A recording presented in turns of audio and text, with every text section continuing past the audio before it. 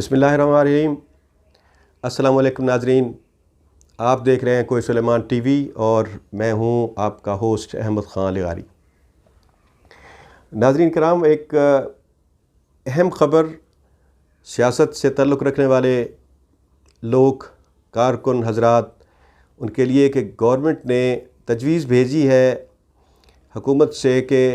नवंबर या जनवरी में बल्दियाती इलेक्शन का इनेकाद कर दिया जाए और नवंबर में हो सकती है या फिर जनवरी में या फरवरी में, इसके ऊपर काम हो रहा है। और उसके लिए जो ही ये ख़बर बाहर फैली है तो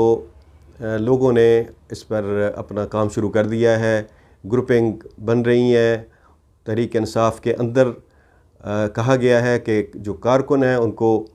टिकट दिए जाएंगे और यकीनन तहरीक इंसाफ के अंदर भी कारकुनान की जो ग्रुपबाजी है वो भी तेज़ी के साथ आगे बढ़ रही है। इसके साथ फिर यकीनन जो दूसरी जमातें हैं जैसे पाकिस्तान मुस्लिम लीग नून है या पाकिस्तान पीपल्स पार्टी है, इनके कारकुन भी मैदान में आएंगे और वो लोग जो तहरीक इंसाफ से नाराज़ होंगे, जिनको टिकट नहीं मिलेंगे, फिर वो उनके साथ अपने अलायंस बनाएंगे और इस तरह हर बंदा कोशिश करेगा कि वो इंतखाबात जीत जाए। यकीनन पाकिस्तान पीपल्स पार्टी और मुस्लिम लीग नून ने भी कोशिश करनी है, बिलखुसूस जनूबी पंजाब में, चूँकि PTI ने बहुत सारी सीटें हासिल की थी कौमी असम्बली और सूबाई असम्बली की, और वो चाहेगी कि जनूबी पंजाब में मामलात जो हैं वो उसी तरह बरकरार रहें और वो इसी तरह अपने जो उम्मीदवार हैं वो कामयाब करा सके। मेयर के इलेक्शन में हो या तहसील के इलेक्शन हो या जो भी जितने इदारे बनाए जाने हैं उनमें वो अपने लोगों को कामयाब करा सकें। इसी तरह पीपल्स पार्टी के मखदूम अहमद महमूद साहब रहीम यार खां में वो बड़ी तेज़ी से अपने ग्रुपों को मुनज़्ज़म कर रहे हैं। और मुस्लिम लीग नून का तो अगर हम यहाँ की बात करें, अपने जनूबी पंजाब की बात करें, तो यहाँ पे मुस्लिम लीग नून के जो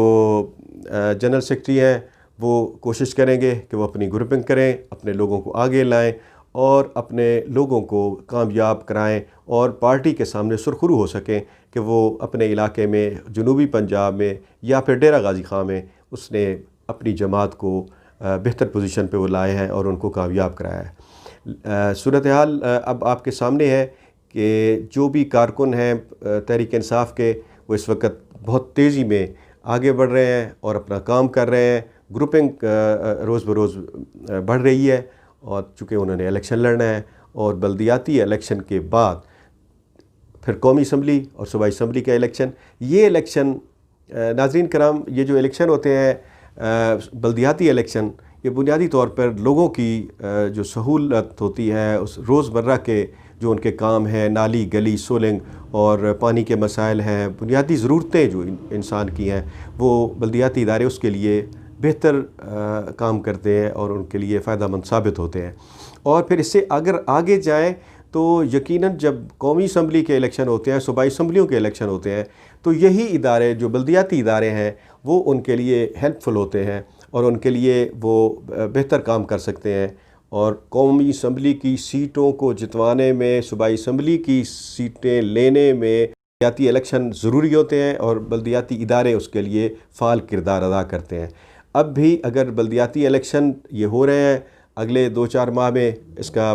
क्लियर आपको पता चल जाएगा, तो उसके बाद आप समझ लें कि फिर कौमी असम्बली के इंतखाबात भी इसकी बुनियाद पे वो बेहतर पोजीशन में तहरीक इंसाफ काम कर सकेगी और जीत सकेगी। लेकिन नाज़रीन, एक बात मैं आपको बता दूं कि ये बल्दियाती इलेक्शन ज़्यादातर जो तहरीक इंसाफ या पार्टी बरसर इक़्तिदार होती है वो बेहतर पोजीशन में होती है कि वो ऐसे इलेक्शन को जीत जाए, मैनेज कर ले। चूँकि ज़िले इंतज़ामिया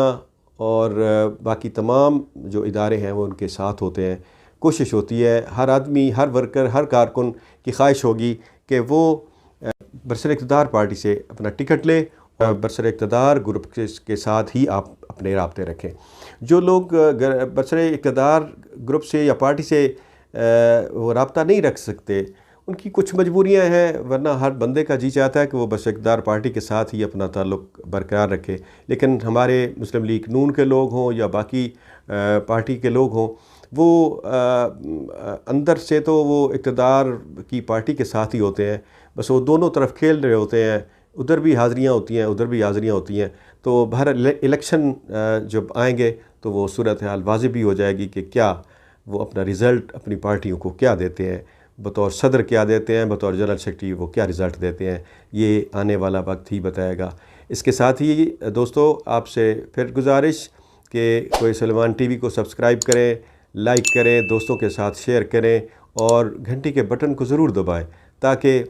आपको नोटिफिकेशन मिलते रहें और लेटेस्ट जो मालूमात हैं, वीडियोज़ हैं, वो आप तक पहुँचती रहें। इसके साथ ही अहमद खालिक़ारी को इजाज़त दीजिए। खुदा हाफिज़।